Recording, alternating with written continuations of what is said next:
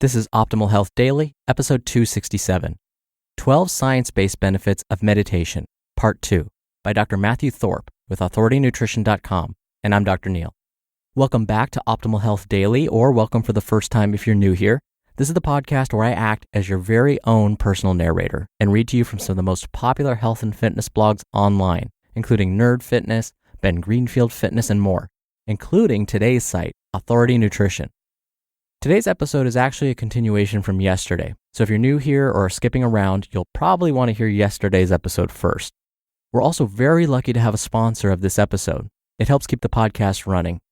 And today, it's Talkspace, the online therapy company that makes having a therapist convenient, affordable, and confidential. For a special offer just for listening to this show, come by Talkspace.com/OHD. First, I want to thank Brian Copeland and his producer Carolyn for having me as a guest again on their show yesterday. If you didn't catch it, you can always check out previous episodes of The Brian Copeland Show by searching for Brian Copeland in the podcast app of your choice. Or you can find him at his website, briancopeland.com. So yesterday we were talking about science-based benefits of meditation. I wonder, is it possible to have my cat meditate? I realized one of my cats is becoming a cranky old man. So my wife and I have two cats. One of them is young, one old. The young one was sitting under the dining table, staring off into space, not paying attention to anything, maybe meditating, who knows. The old one walks right behind him and without provocation, just lifts up his paw and swats at the young one right in the rump. This is for no apparent reason. Just chose to walk by and give him a solid whap. The young one gave this look like, what the heck did I do? I picked him up and made him feel better. But it's like, boy, I think my cat needs some meditation training. He's becoming really, really cranky. But it's funny because we as human beings do that too, right? We lash out at somebody for no reason. We have these thoughts in our head and someone just says the wrong thing or does the wrong thing or is just there and they're irritating us and we lash out. Well, with meditation, that may help. So with that, let's continue the post from yesterday as we optimize your life. 12 Science-Based Benefits of Meditation, Part 2, by Dr. Matthew Thorpe with AuthorityNutrition.com. Number 7, can generate kindness. Some types of meditation may particularly increase positive feelings and actions toward yourself and others. Metta, a type of meditation also known as loving kindness meditation, begins with developing kind thoughts and feelings toward yourself. Through practice, people can learn to extend this kindness and forgiveness externally, first to friends, then acquaintances, and ultimately enemies. This is the one I think my cat needs. 22 studies of this form of meditation have demonstrated its ability to increase people's compassion toward themselves and others. One study of 100 adults randomly assigned to a program that included loving kindness meditation found that these benefits were dose dependent. In other words, the more effort people put into metta meditation, the more positive feelings they experienced. Another group of studies showed the positive feelings people develop through metta meditation can improve social anxiety, reduce marriage conflict, and help anger management. These benefits also appear to accumulate over time with the practice of loving kindness meditation. Summary: Metta, or loving kindness meditation, is a practice of developing positive feelings, first toward yourself and then toward others.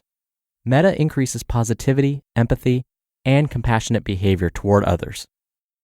Number 8, may help fight addictions.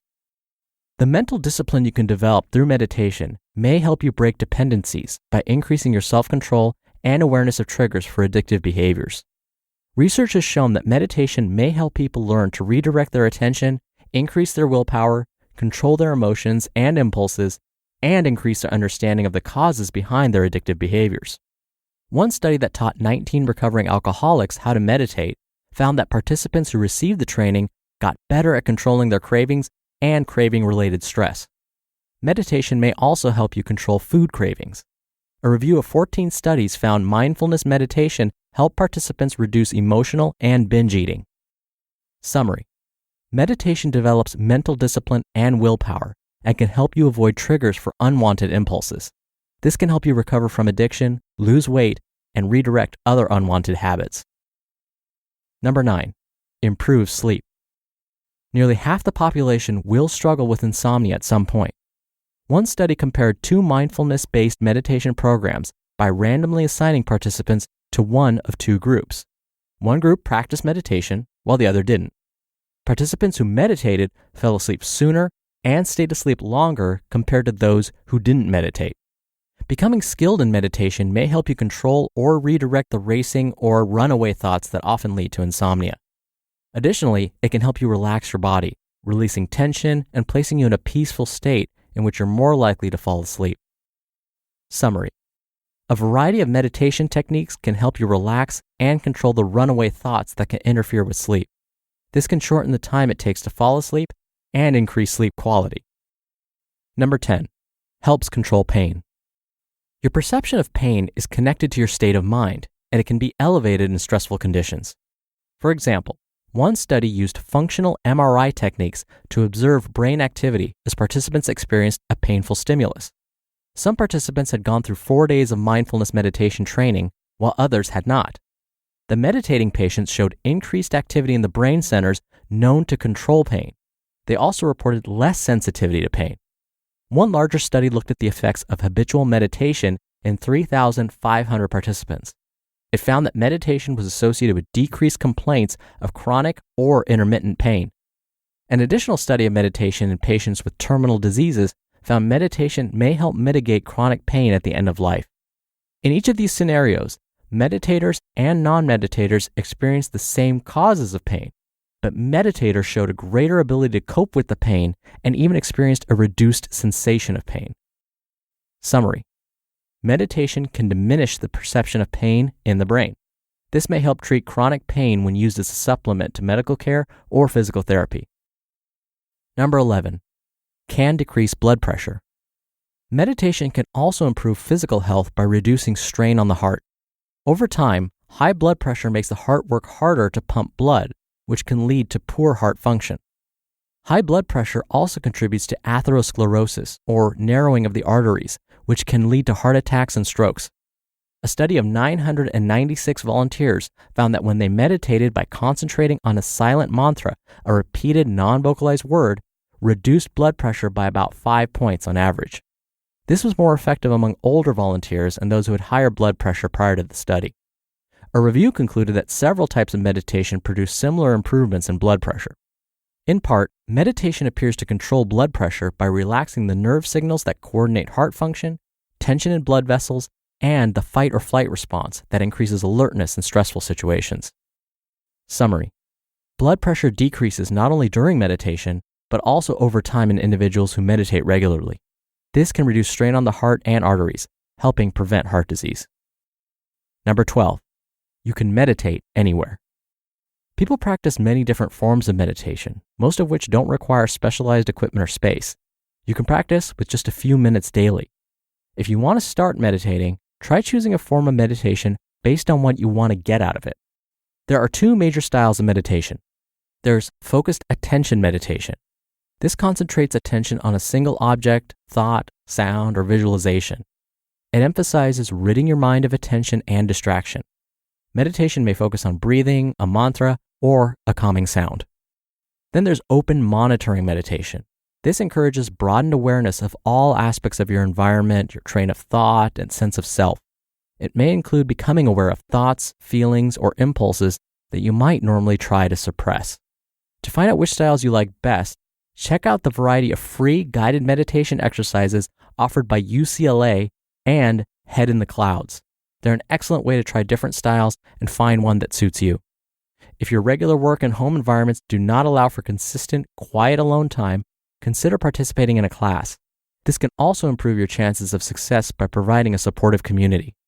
Alternatively, consider setting your alarm a few minutes early to take advantage of quiet time in the morning.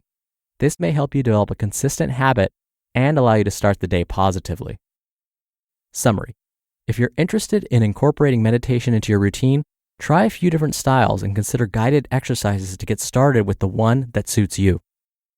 The bottom line: meditation is something everyone can do to improve their mental and emotional health. You can do it anywhere without special equipment or memberships. Alternatively, meditation courses and support groups are widely available. There's a variety of styles too, each with different strengths and benefits. Trying out a style of meditation suited to your goals is a great way to improve your quality of life, even if you only have a few minutes to do it each day. You just listened to part 2 of the post titled 12 Science-Based Benefits of Meditation by Dr. Matthew Thorpe with authoritynutrition.com. Now, a lot of the benefits we heard in today's and yesterday's posts could also be found through working with a therapist, and you can find a licensed therapist online through Talkspace. Talkspace actually helps find the right therapist for you. An experienced, licensed therapist is handpicked for you by the company, and that's for as little as $32 a week. You can then send your therapist text, audio, and video messages whenever you want, or even do a live video chat. You can talk about work, family, stress, pretty much anything that's on your mind. Your therapist is ready to help. To sign up or to learn more, come by Talkspace.com/OHD. We have a special code just for listeners of this show. If you use the code OHD, you'll get $30 off your first month, and it'll help show your support for this podcast. You can get started pretty quickly. Again, just come by Talkspace.com/OHD and use the code OHD to get $30 off. So after hearing all of these wonderful benefits, many of you are wondering, well, I don't know how to meditate. I don't know how I'm supposed to breathe. What am I supposed to focus on? I've heard so many different things. So I love that Dr. Thorpe included some resources. For me, the trickiest part of meditation, well, first of all, is finding the time to do it, putting it into my day, making sure it is scheduled, and then not letting all of those thoughts that are running through my head sabotage my meditation. But that's okay, because remember, there are really 2 big forms of meditation. There are 2 types. And so for me, open monitoring meditation, where I let my train of thoughts kind of flow, let them express themselves rather than suppress them, I found that works really well for me. So again, it's all about finding what works for you and committing to it. I love the idea of taking a class because then you're probably going to have to pay for it, which means you'll probably show up at the scheduled time. That's going to kind of force you to do this behavior. Now, if you want more stuff on meditation, it's actually a topic that comes up pretty frequently on my brother's podcast, Optimal Living Daily. So definitely check that out too. But he's actually going to come on in a second and mention the show, so I'll leave it there for today. I hope you have a great rest of your day. Thank you as always for listening. Thank you for sharing this show with a friend. I'll see you on tomorrow's show where your optimal life awaits. Hello, Life Optimizer. This is Justin Malik, creator and producer of this show and Optimal Living Daily, the brother podcast of this one. Literally, I'm Dr. Neil's brother. If you like the format of this show, you'll love Optimal Living Daily too, where I also read to you from blogs, but cover other topics like personal development, finance, and minimalism from bloggers like Derek Sivers, The Minimalists, Zen Habits, and many more. So for more amazing content read to you for free, come subscribe to Optimal Living Daily too, and together we'll optimize your life. You've been listening to Optimal Health Daily.